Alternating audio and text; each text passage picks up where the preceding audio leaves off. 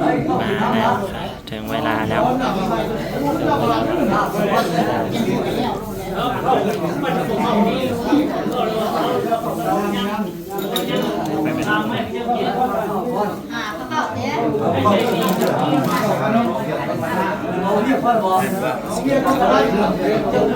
น้ำระบบสัตว์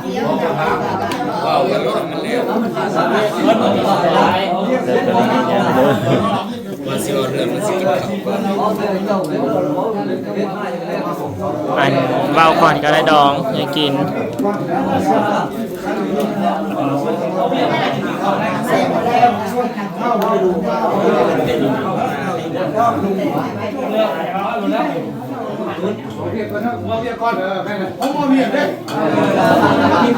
เขาเป็นอะไรนะสิบห้ายาโอ๊ตเอาทำเรื่องก่อนเนาะเรื่องมุงยังล่ะเอายาโอ๊ตเอาสักก้อนเดี๋ยวเบียดสักก้อนแม่ไอ้พวกเข้ามาเลยไหมน้ำเพิ่นนะเพิ่นให้เราซื้อมาได้โตเลย สองไอ้น้องสั่งให้คนละครัวแล้วอีเมซอนก็อาย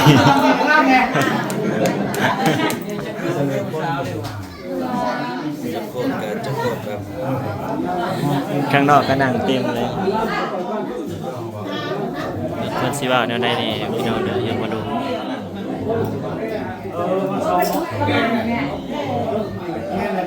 สิเป็นอันที่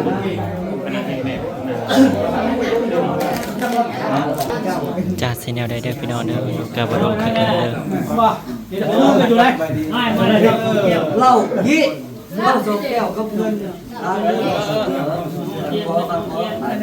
ลา2 แก้วกับเงิน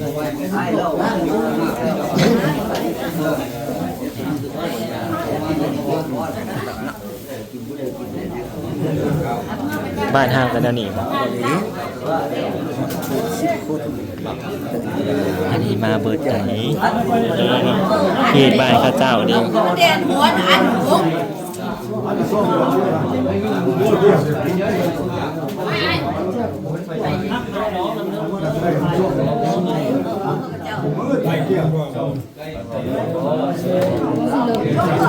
ช่วงไปอ้าวเหล่า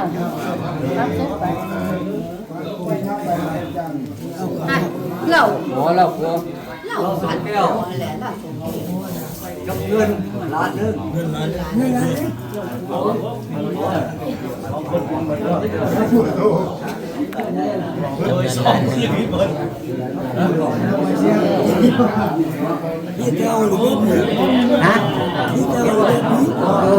อ๋อบ่เคยเห็นจักเถื่อเด้อถ้าเบิ่งอยู่นี่โดยเคยน่าสิเห็นเนาะ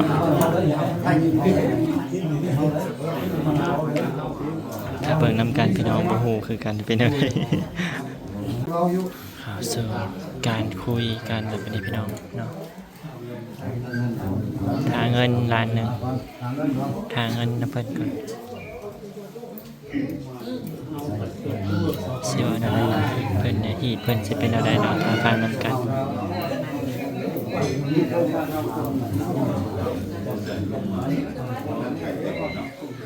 มันมีจุดมันมีแตงเลย ก็มีแหละพูดแล้วมันบอกกันแล้วยศแต่มัน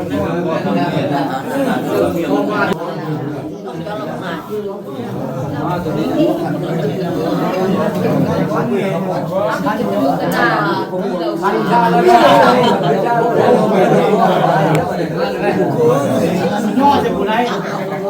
พันยอ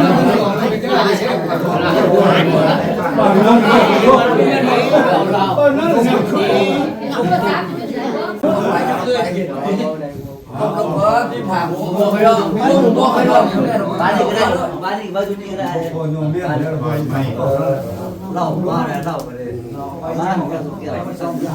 มีลาวซองแก้วอะไรกันเงินล้านหนึ่งอีกเพิ่นทางนี้ส่วนได้มันเนี่ยตัวย่อมมันแม่ย่อมมันไปถามมันนี่สีเอาไปเราถามเขามาครบอยู่แม่มันก็ ผู้มือทำกัน จานหีดเท่านั่นนี่หรือเปล่า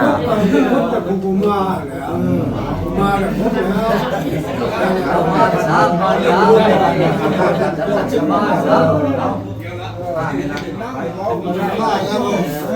ยังบ่ได้ถอดคันเท้าเลยมีแต่คันเขา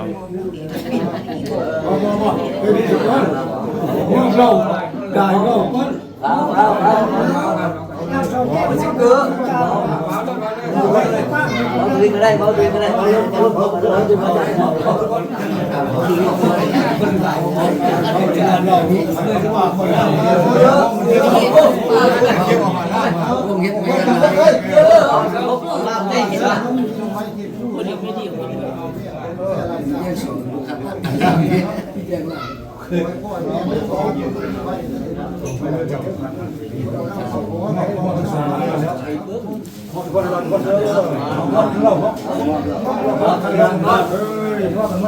้องหนูยังบ่เข้าใจเลยพี่น้องเอ้ย จะแบ่งกันนะ พอแล้วยิงกับไอ้ท่าตายนักไฟกับไอ้ท่าฆ่าท่าไถแต่ว่าลูกหลานของพ่อคือผู้สร้างผู้เป็นก็ใช่ไหมตั้มหูผู้เป็นแก่ตั้มแพผู้เป็นฝากกระตาบต่อเลี้ยงหมอนก็บุกินหมอนต้นถ้าจะเจ้าบุตรีก็เอาแหละเอาดีพอให้คุณตาเนี่ยคุณน่าละให้คุณตาดิเรียก22 ข้อ 14นะ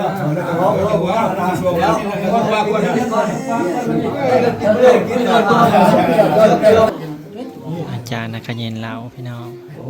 และก็เพิ่นสิได้เว้าเรื่อง22ข้อ14เรียนหลายเจ้าซะนี่เอ้ยเพิ่นอย่าคิงอีกแล้วเรียนเรายังอ้อมเรียบร้อยแล้วพี่น้องเพิ่นสิเข้าสู่การว่าเรื่อง22ข้อ14เนาะ สีเขียวใส่ลูก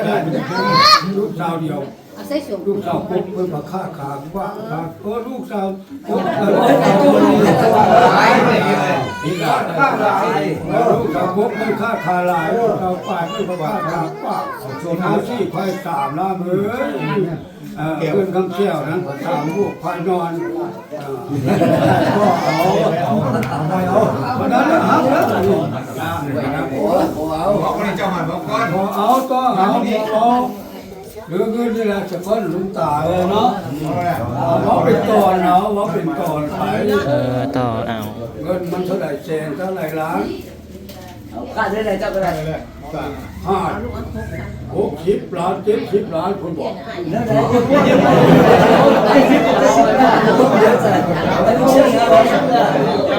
ล้านเอาเงินเนี่ยก็ได้ก็เอาก็ลูกตาเพื่อนพูดแล้วว่าจะกับลูกตาดูมันหักดูว่าอะไรแมงว่าเขาเป็นจับต่อขึ้นอำเภอเพิ่นให้เท่าใดก็ได้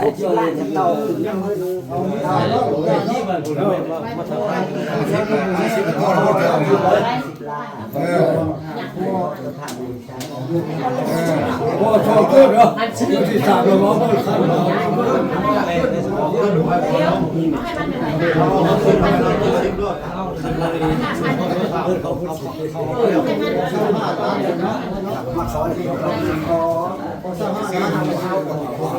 โอ้แค่บ้านเราก็ยัง60-70เนาะอันนี้เนาะทางไก่ไทยทางฮื้อกันโอ้ไก่ก็ยังได้50อยากได้ยังปรึกษากันอยู่ มั่วแล้วร้อน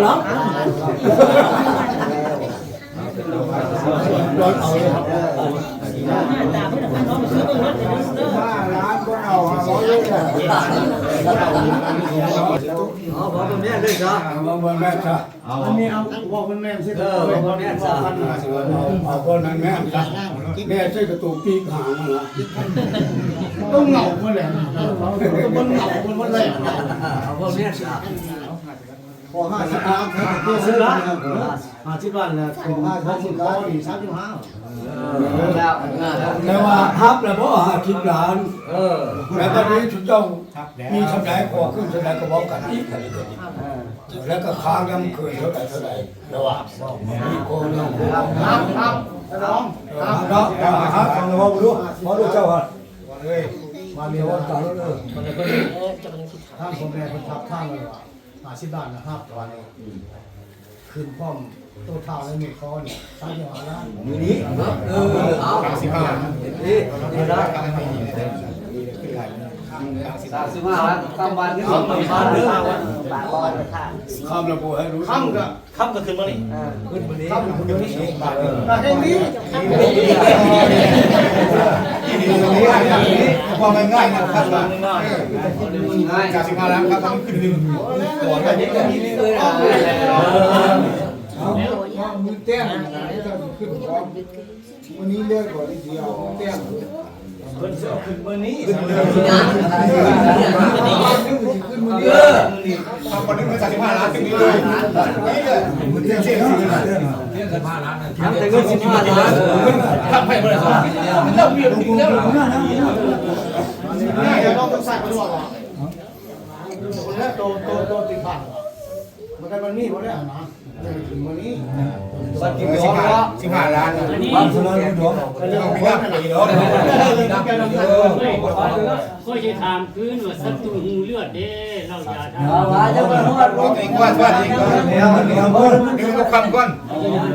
เราเรื่องเงิน แล้วเรื่องเงินใครสอดทั้งหมด50 ล้านคำว่านึง ขึ้นพ่อมือคอนี่35 ล้านมือนี่35 ล้านกับคำบาทนึงขึ้นเลยค่า4 ล้านถ้าตัวกองเราขึ้นเลย15ล้าน ยังมี ไม่ได้เคยไม่ได้เคยเขาไม่15ล้านกันแล้วล่ะเขาไม่10ล้านนั่นคือ15ล้านแล้ว ค่าดอก50 ล้านคำบาทหนึ่งพี่น้องแต่ว่ามื่อนี้เพิ่นขึ้นพร้อมตัวเท่านะมีคำบาทหนึ่งกับเงิน35 ล้านยังอีกเป็นสัตว์ตาย พ่อแม่ที่ดอกสำคัญเจ้าลูกเดียวลูกเดียวก็คือเจ้าร้องเนาะน้องร้านน้องแม่เขาเนี่ยมันต้องรับน้ำมันก่อนเนาะเขาคำบ้านนึงนะถึงแล้วเจ้าวัดเจ้าดอกกับเจ้าลมเดียวนะมาเรื่องยังไม่เงินเสือเราเรียกคนเรียกนั่นเรียกคนท่าน1,000 ล้านก็ตัวเกียร์น้อยหรอกยังไปย่าเรื่องเจ้าเลย35คำวันนั้นงูนึงลำเบียร์นี่ละดี สิงาอยู่ทางเบอร์นี่สิงาอยู่พี่น้อง เลยว่าเจ้ามา15ล้านก้อนแล้วไปของมือหัก ยกเจ้าว่างูกว่าเราซื้อเอาเงินมีนั่นใจนี่50 มาเลย50คำวันเลยมันเลยใช่น้ำตัวยังมาซะ งงนะงงไหมงงดอกเงินค่าดอก50 ล้านคำบาทหนึ่ง เจ้าคุณนี่เขาจะทำความสงบนี่35 ล้านกับคำบ้านนึงเจ้าขึ้นวันนี้น่ะวันมื้อแต้มดอกนี่เจ้าสิขึ้นหัว15 ล้านนะขึ้นแล้วนะขึ้นแล้วก็มัดเลยบอกดาวบัตรผมก็ซื้อดอกร้องไม่ทำเพราะว่าชีวิตเขียนเส้นบนเป็นทิศนะแง่มันเอาดีว่าน้ำเขาเดียวเรา50 ล้านเขาไปเดียวกัน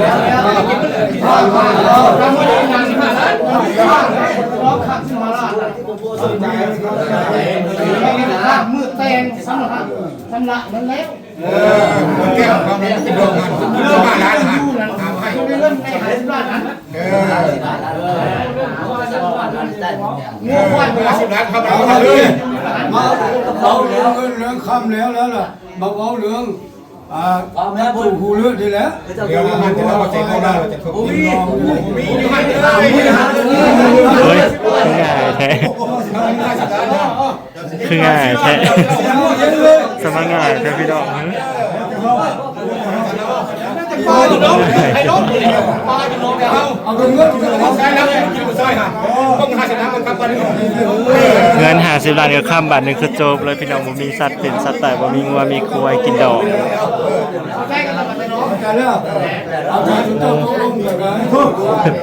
คือง่ายแต่ว่าเลิศแท้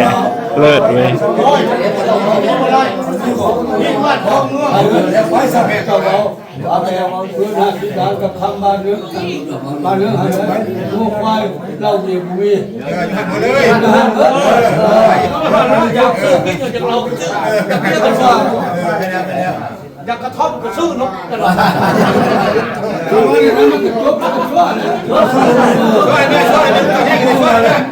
เอาช่วยแค่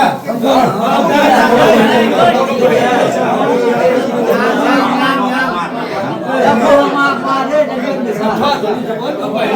ชอบแล้วชอบคนชอบคนแล้วพวกนี้เอาคนแล้วเอาคนชอบคนแล้วชอบคนแล้วได้ปัญญา เนี่ยเกี่ยว จังสันกับพอให้บุญเป็นคำคำ นี่ เดี เกี่ ย ยว ว เลยนะ เจ็บก่อนเลยเอากันไปกับบุญปลาหาเดี๋ยวไม่เดียวเราเนี่ยขึ้นแล้วมาเนี่ยเอาไปสู้กันที่สวนชุดกระน้องกับมาที่ไหนเห็นมั้ยให้มาดูมันนี่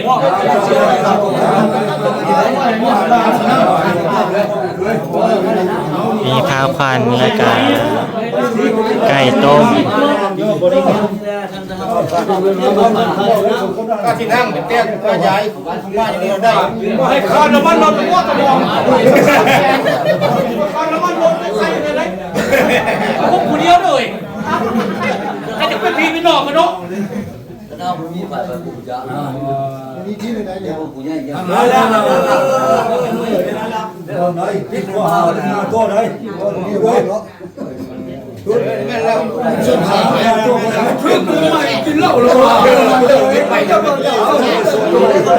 ง่ายเลยพี่น้องมาแต่ว่าวดองมานี่ค่อยเห็นงานนี่ง่ายสุดเลยค่าดอง50 ล้านกับคำบาทหนึ่งก็จบเลยบ่มีงัวบ่มีควายบ่มีหยังคันบ่อนเอิ้นน่ะสิมีว่างัวบักทุนควายบักทุนสินะงัวกินเลี้ยงงัวกินหยังมีเหล้ามีเบียร์สิอันนี้คือง่ายอันนี้เว้ยแม่ดองเพิ่นโคตรดีเลยถ้าเบิ่งตอนมอบเงินบัดนี้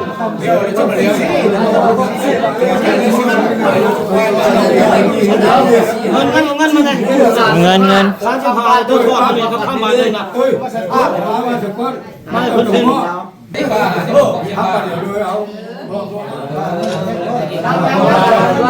ตอนให้เขาก่อน ทำหมดเดินคำเสียก้อนคนก็จะส่งที่ทำแกงไปเลย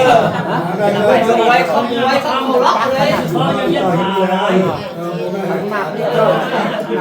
ธรรมดาแล้วกลับมาชัดแล้ว เงิน35 ล้านเขากำลังเขาเป็นผ้ามาให้เด้อเขาเป็นพ่อนั่นแหละ10เขาชักสื่อ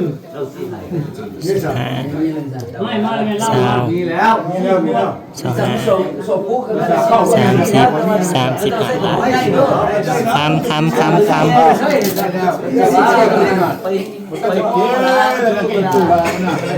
ใส่เบิร์ดหอนตี้ครับ แพ้บ่ปกบ่ได้ บ่ข่าวไปรถไหม ให้ล่ามฮะ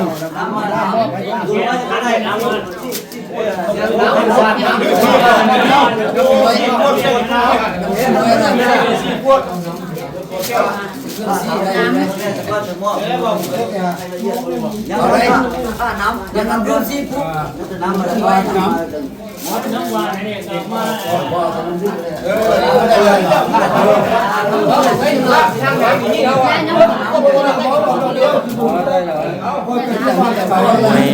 ง่ายเว้ยเวลาที่ง่ายที่สุดรายงานนี้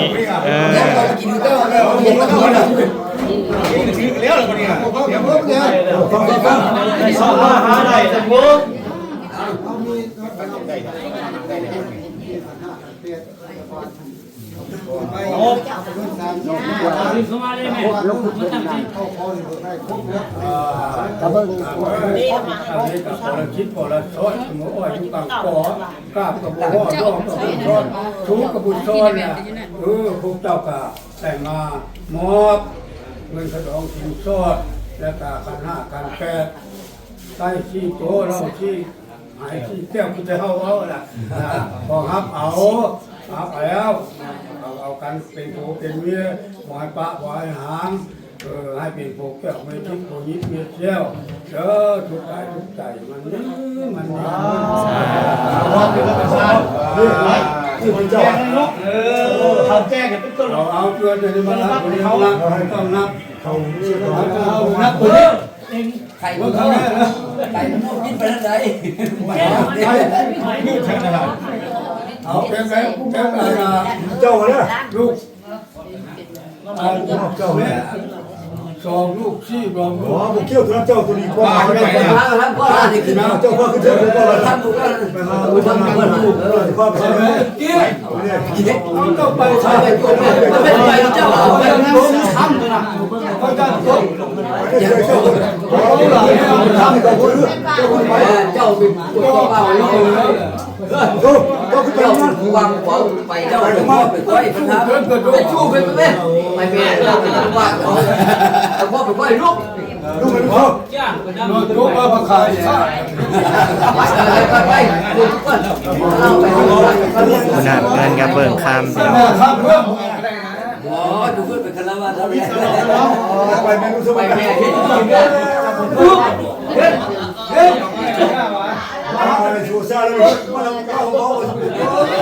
แล้วเราบ่บัดนี้แล้วละติมอบแล้วก็แล้วบ่ฮะงงพี่น้องสวยสดข้างนอกก็ได้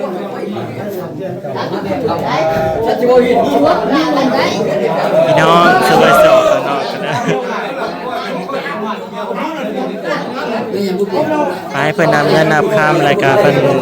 สิยังจดบทบันทึกเนาะจะมีบทบันทึกจดไว้รายการจบบัดนี้กินข้าวกินน้ำแล้วก็เลิกมาโอ้ยง่ายเว้ยง่ายสุดเลยอยู่ข้างในแล้วบ่ได้ยินหยังพี่น้องอยู่ข้างนอกเลยเบาหูเลยบรรยากาศอิหยังถ่ายคลิปอิหยังอีกเนาะ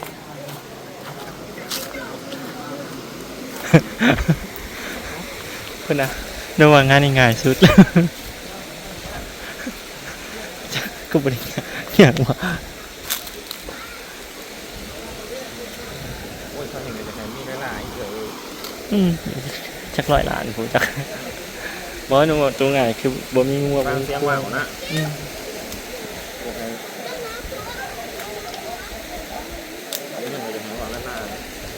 แห่ไก่เขาว่าละลายเบี้ยบ่ได้มีงัวนั่นบ่มีงัวมีแต่เงิน50 ล้านกับคำบาทหนึ่งแค่นั้นหนูแบบลาเบียก็บ่มีงัวควายก็บ่มีแต่2อย่างแค่นั้นแล้วนะสิเห็นจังตอนเขากำลังนับเงินอยู่นี่ก็เลยออกมาก่อนนูหมดมาห่อน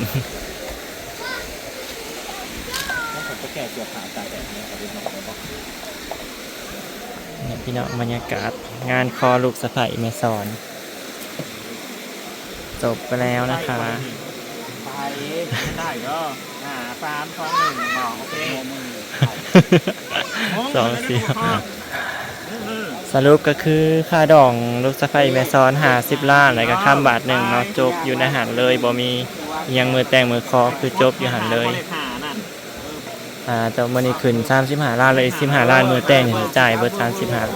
ล้านมีมื้อนี้มีค่าบาท1แล้วก็เงิน35 ล้านเนาะมือแต่งก็สิจ่ายอีก15 ล้านก็คือจบเลยเหล้าบ่มีเบียร์บ่มีงัวควายบ่มีงัวควายคือฝ่ายเจ้าสาวออกเบิดคือเลิศแท้เลิศอะไรง่ายเว้ยหนูถูกใจเด้ ถ้าเป็นนู้นนี่นู้นสิเอิ้นเอานู้นเป็นผู้หญิง ตัวปานนั้นดอกเดี๋ยวเพิ่นเว้าหยัง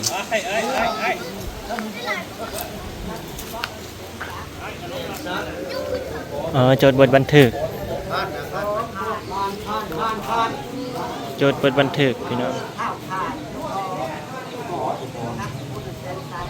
จดบทบันทึกไว้แล้วก็เป็นลายลักษณ์อักษรไว้เนาะมือแต่งก็สิได้มาอ่านเด้อสิอ่านมื้อนี้แล้วก็มือแต่งก็อ่านอีก